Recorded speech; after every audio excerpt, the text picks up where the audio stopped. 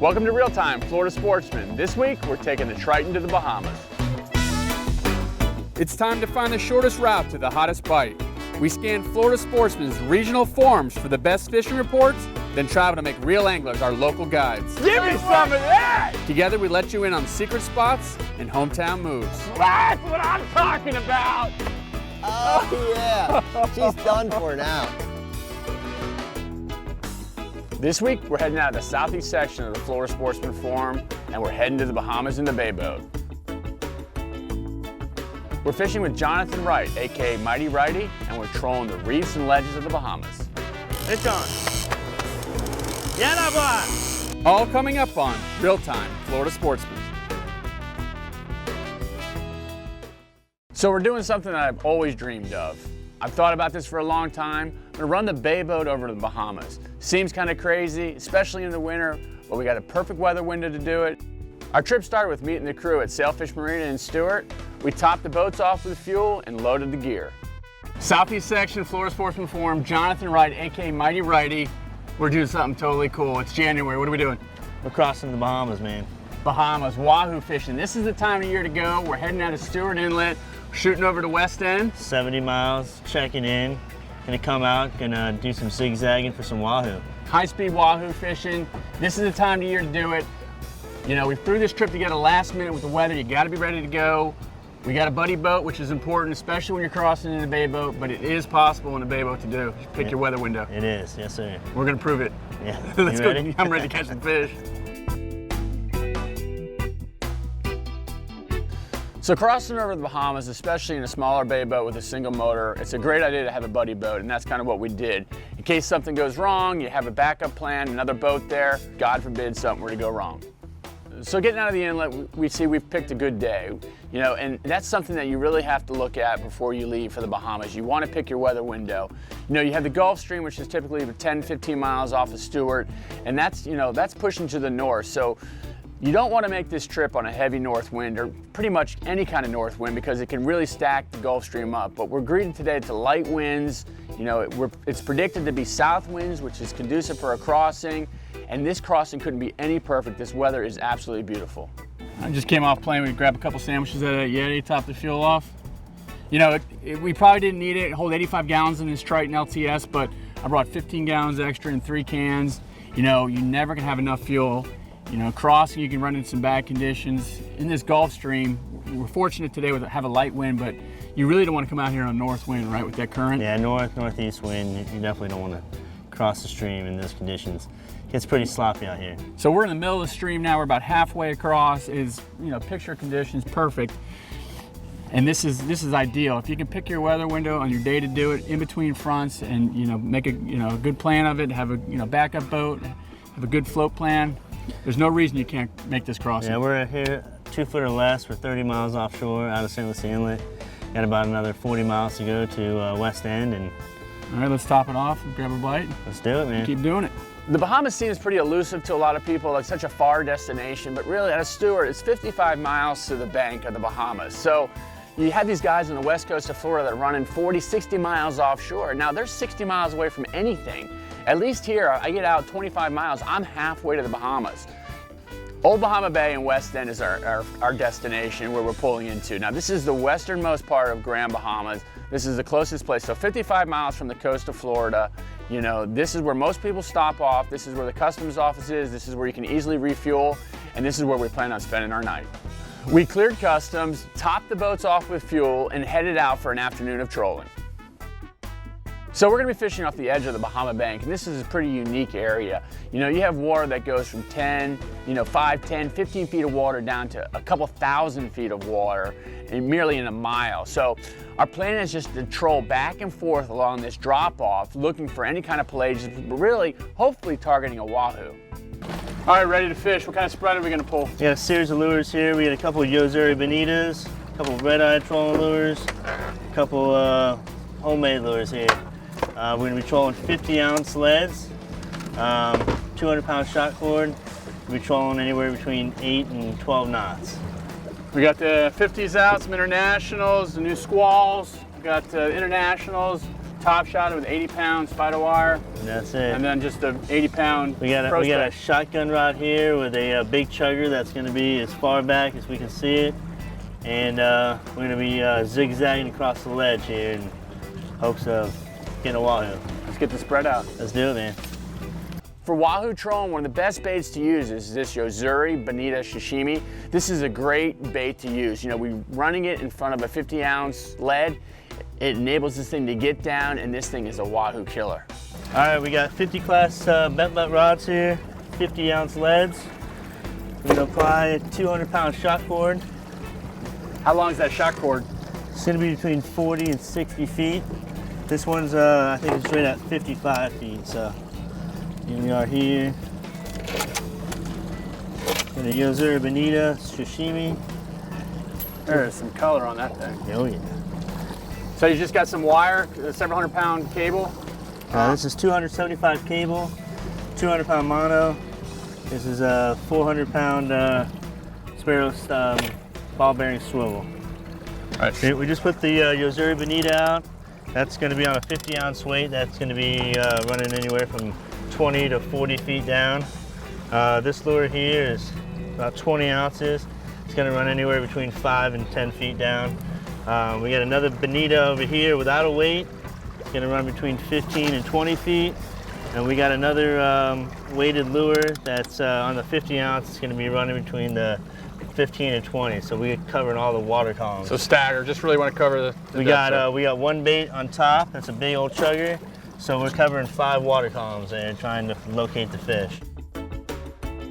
This segment brought to you by Mercury Marine, celebrating 75 years of marine excellence. The Mercury Verado, outstanding corrosion protection, proven reliability. Yeah. And it comes with all this. Meet Tom from Customer Support. Whoa, he's a hugger. Not really into that, Tom. Thank you. This is Nick from Field Testing, runs these babies thousands of hours. They're solid. Nick. This is Cheryl and Bobby, our prop engineer. He turns horsepower into performance. Oh, and the rest of the gang's here. It's good to have Mercury behind you. Meet the rest of the team at mercurymarine.com. Tom. The hugger.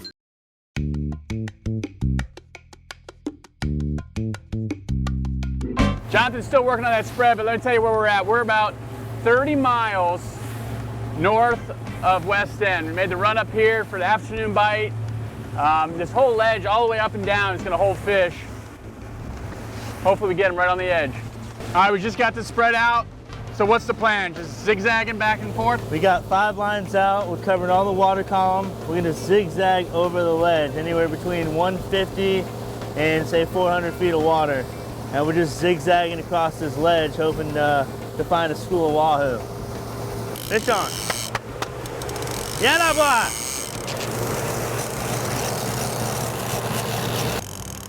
Man, we were barely set out, 10 minutes. There's another boat behind us, got hooked up. About ran our lines over. I had a fish, lost him. Another one came up right behind it and ate. Cuda? Well, that's the problem here. You get a lot of these guys. You get a lot of these cudas, you get in too shallow.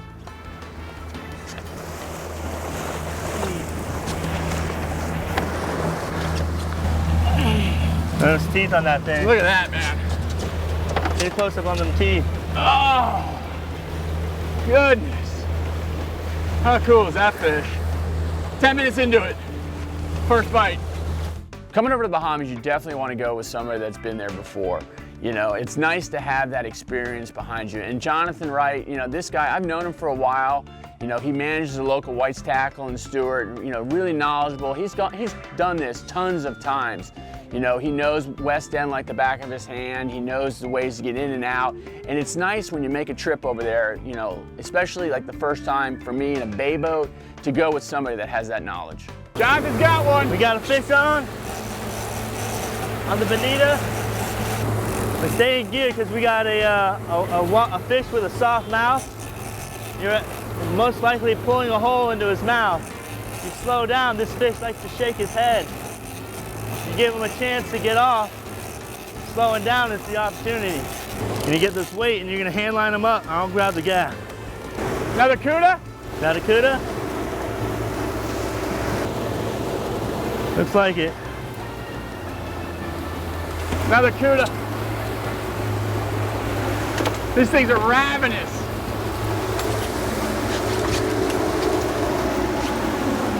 Crazy amount of these over here.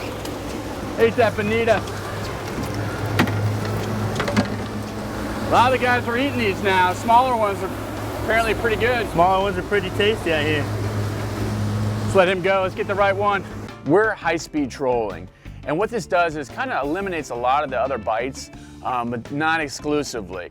You still will get the pelagic bites, but this time of the year, we're primarily focused on wahoo, one of the fastest fish in the water. They have no problems chasing a bait, catching a bait at 15 knots. So we're looking for wahoo. Unfortunately though, the barracudas seem to like our lures. All right, it's getting kind of late. We got to get back to West End. We got a pretty good run. I'm gonna get back before dark. We'll get them tomorrow. So what do you say, covered up in cudas? What was that telling us for this afternoon? Covered in cudas, I think we just got ourselves a little too much on the inside of the ledge. Cudas tend to hang on the inside of the ledge, wahoo tend to hang on the outside of the ledge. There's always tomorrow. You know, we fish for a few hours today before dark, and we'll get at them in the morning. We put a couple hours of trolling in, you know, looking for that wahoo bite, but unfortunately it didn't come. We were covered up in barracudas the whole time, a lot of fun to catch, you know, and we made our way pretty far north. We had a pretty good run, maybe 30 miles back to West End to Old Bahama Bay, so we decided to call it a night. We're staying at Old Bahama Bay, and this is kind of the place to stay when you're heading over to West End. It's great accommodations, beautiful rooms, you know, a great restaurant that we had dinner at. This is, you know, you can run over here in a small boat with one bag of clothes and have, you know, perfect, most comfortable conditions in the world. After a long day, we hit the beds early, made plans to get up bright and early the next morning. This segment is brought to you by Penn. Let the battle begin. 50 years ago, Penn built the toughest spinning reel the world has ever known. Until now. Introducing the 5th generation of Spinfisher, the Penn Spinfisher V, with a watertight design that keeps saltwater out, a full metal body to withstand heavy loads, Big fish. and the upgraded slammer drag system for twice the drag pressure. The Penn Spinfisher V is a new state-of-the-art weapon from Penn. Let the battle begin.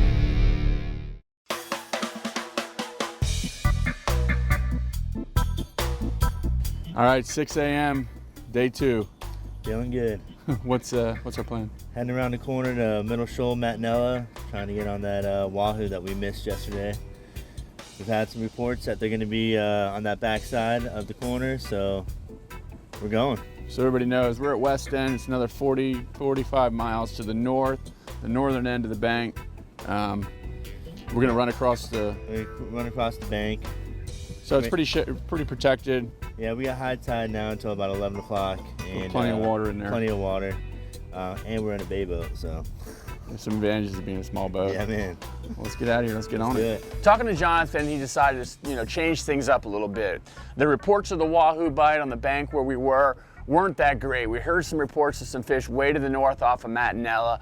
You know, we decided to, you know, take the chance and make the run. Now, what this meant was we were going to have, you know, almost a 40-mile run from West End just to get to the fishing grounds. Fortunately though, you're crossing the bank. The weather conditions were just absolutely perfect for this.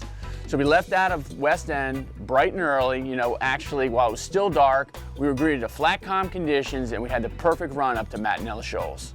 Made the run all the way to Matinella Shoals, 43-mile run out from West End. Same game plan as yesterday? Same game plan, we just switched a couple colors up. We went more darker for the lighter light. Got some more reds out there. Took some of the blues out.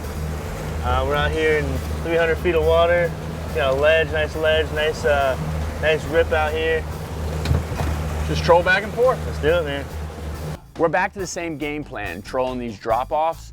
We decided to stay out a little bit further, try to stay away from that cuda bite. Doesn't take long and we get the first hit. Look at the gaff. And color down there. What do we got? Little who? Is that a who? Kingfish. Or a who, one or the other. Kingfish.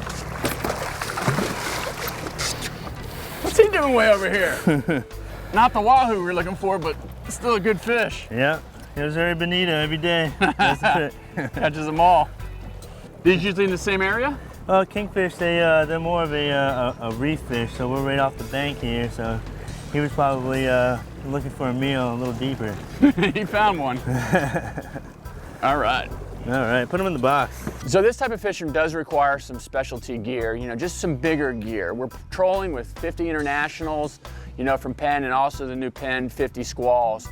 And sometimes it may seem like a bit overkill, but over here the potential for a big fish is always there. You never know, you know, you may get that 100-pound wahoo or, you know, several 100-pound, you know, marlin. You just never know, and you have to be ready with a tackle. So we're back on the kudas and getting the bites that we're not really looking for. This wahoo bite seems to be pretty slow, and you want to time this for a falling tide off the bank. And this, you know, this morning we've had the right tide. Unfortunately, we didn't get the bite. We decided to switch things up, head into Matinella Shoals, and troll some of the coral heads for grouper.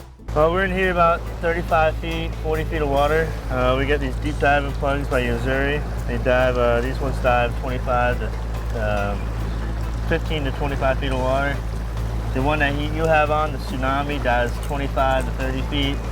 And we're just locating the coral heads and weaving between them, trying to pick up some grouper, maybe some mutton snapper, probably land a couple mackerel. Who knows what we'll catch.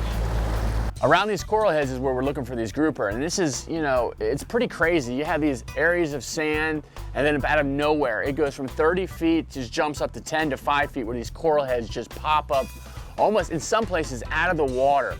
It can be a navigational problem at times, but also it can be a fish haven. Ah, we got two on them, and probably cuda. We were hunting cuda, man. We would be on fire. Little Ciro came up and ate that Yozuri. Here's a Yozuri's half the size of him. So I've never seen anything like this, and talking to Jonathan, he hasn't seen it as bad as this either. You know, barracuda after barracuda, we're bailing these things in the boat. We just can't get away from them. We're out high-speed wahoo fishing, we're catching them. We're inshore trolling for grouper. Just cannot get away from the barracuda. Leaving out of West End this morning, you know, we went 40 miles to the northeast. So this is putting us even further away from Florida and our, you know, our destination that we have to get back to tonight. So we decided to get back on the troll and start making our way back to the west. This segment is brought to you by Power Pole, swift, silent, secure. C.A. Richardson here for Power Pole, where every shallow water anchor is designed and tested to be extremely quiet. How quiet? Let's take a look. Hey guys.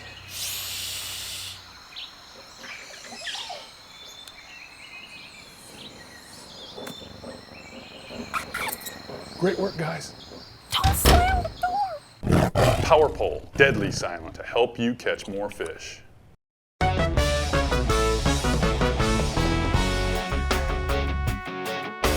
In today's seminar, I'm going to talk to you about the lines that we used on this trip, specifically the braided lines. You know, first and foremost, the high-speed wahoo fishing. On the 50 International, I went ahead and put 80-pound spider wire. Thinner diameter line, it's going to allow the lure to run deeper in the water. Less resistance, lure's going to get deeper in the water. You have to compensate though for the no stretch. What we went ahead and did is it had 100 feet of shock cord, monofilament shock cord. So when that fish hits, remember, no stretch in the braid. I want a little stretch when that wahoo hits, so I'll run the shock cord. You know, the mono does have its place. We were running those on baits that were higher up in the water column, further back. There is gonna be some stretch, so we still had mono in the spread. Trolling for the grouper, again, braided line. You know, no stretch, again, allows the lure to run deep. We want these lures to be digging on the bottom. Grouper comes up, eats it out of a hole. I don't want him to have any give whatsoever. I want to pull him out of the hole. Braided line's the way to go when trolling for grouper. So go ahead, check these braided lines out. I think they're gonna work perfect for you.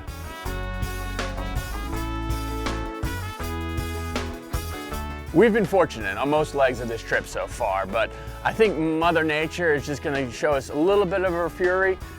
Let us know what she can do. For this one stretch that we had to make, I'm telling you, it went from dead calm to probably 4 to 6. So we're chugging south and we're making our way through some sloppy conditions. And finally, we get the bite and it seems like it's the good one. All right, we've been fishing for a couple hours now. Right off the bank, we got a big fish on right now. Conditions definitely changed. It blew up, started blowing out of southwest. It's mid-afternoon, the second day. We didn't have a lot of time left because we got to leave ourselves a little cushion to get home. Really pushing to the last minute here to get this fish. I'm gonna pull the foul weather gear off. Let me tell you, it has been a battle. It's been a grind this trip.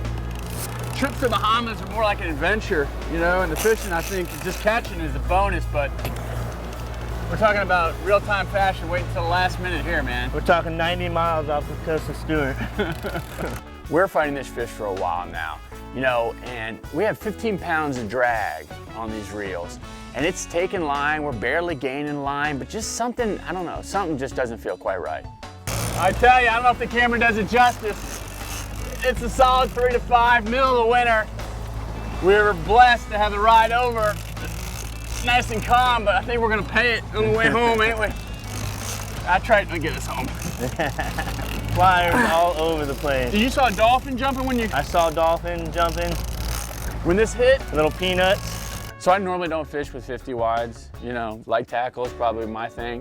You know, and I definitely don't fish with 3 pounds of lead pulling at 10 knots. So it's difficult for me to, you know, to quantify what I have on the end of this line, but I'm telling you, it seemed like a good one. He's just foul hook. Foul hook dolphin. Slow down. Man, what we thought was a big wahoo. Not that we're not, you know, this isn't good, but that's why he was pulling so hard. It's still a good fish.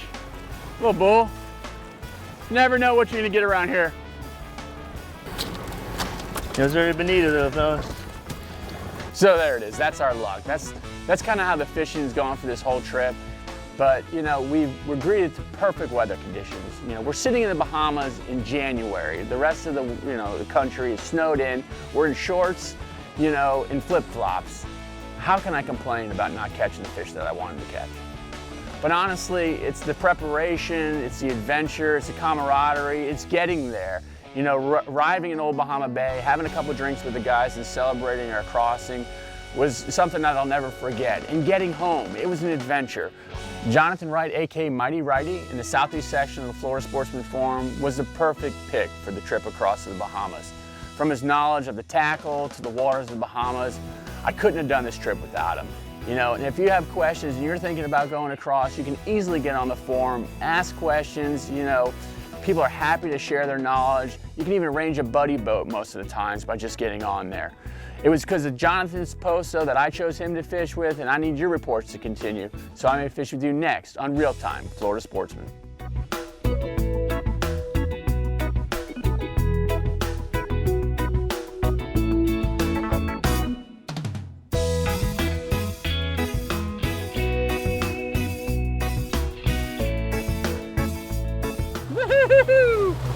Not a wahoo.